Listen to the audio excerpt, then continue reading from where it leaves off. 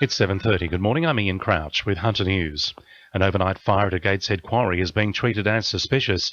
Fire crews from Charlestown and Tingira Heights were called to the Boral Country Concrete and Quarry on Oakdale Road to find the gatehouse and administration area on fire just before midnight.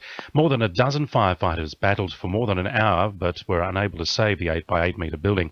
Forensic Services Police are trying to determine how the fire started. Concerns over developer contributions from Newcastle's proposed T4 coal loader will be back in the spotlight this week. Councillors will use tomorrow night's meeting to renew calls for a better deal. After it was revealed in July, Port Waratah Coal Services only needs to pay $500,000 in fees, despite the project being valued at $4.8 billion. Councillor and State Greens candidate Michael Osborne says planning decisions like this, along with the truncation of the rail line and high-rise developments in the CBD, need to be reviewed. The people of Newcastle are sick and tired of the taint of corruption that's hanging over planning and development decisions in Newcastle. We need to move away from dirty politics and dirty planning. We need to have clean politics. We need to have the community involved in the decision-making process, and we need to be looking to a clean energy future.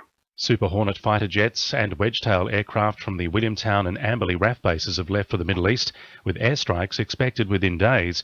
It comes as Prime Minister Tony Abbott prepares to head to the United States for Security Council talks on how to tackle Islamic State terrorists. The Greens say Australia needs to plan for the Hunters' transition into renewable energy, as China's changing energy policies are set to affect the region. The emerging Asian superpower is committed to moving away from coal. Green Senator Lee Rhiannon says with 1/4 of coal exports from Newcastle Port going to China, the Hunters' mining sector is set for more large-scale job cuts. It's essential we get the transition plan going, otherwise jobs growth in the Hunter will stall. We can no longer rely on the coal industry for jobs expansion, and this will become more serious when China changes its standards for the coal that it imports. The vintage golf resort at Rothbury is set to get even bigger. The Herald reports the $400 million expansion includes 500 homes, 210 units, a larger golf course and more land for vineyards. It would take investment in the project to $900 million. A community initiative is helping the people of Lake Macquarie to give parts of the city a facelift.